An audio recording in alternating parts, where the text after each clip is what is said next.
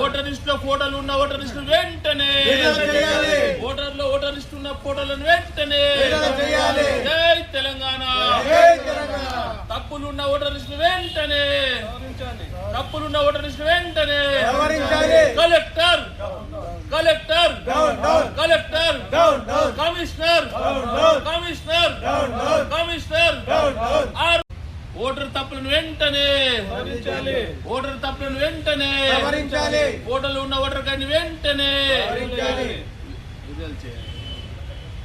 Voter list లో ఉన్న ఫోటోలతో కూడిన ఓటర్ లిస్ట్ వెంటనే ఫోటోలు ఉన్న ఓటర్ లిస్ట్ వెంటనే పిలవడం జరిగింది.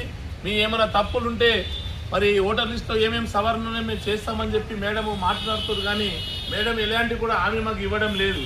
మీరు చెప్తే మేము కలెక్టర్ గారికి చెప్తాము, అది మా పరిధిలో లేదని చెప్తుంది.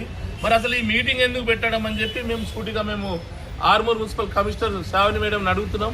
మీరు మరి ఆల్ పార్టీ మీటింగ్ ఆంతర్యం ఏంటి? మరి మీద దాంట్లో ఓటర్ లిస్ట్లో మరి ఫోటోలు లేవు, ఫోటోలు ఏంటి ప్రచురించారు. మరి ఎవడు అనేది ఓటర్ ఎట్లా గుర్తింపు చేయాలా? అతను చనిపోయిందా, బతికిండా, ఈ ఇంట్లో ఉన్నాడా, ఆ ఇంట్లో ఉన్నది ఫోటో ద్వారా మాకు తెలుస్తుంది.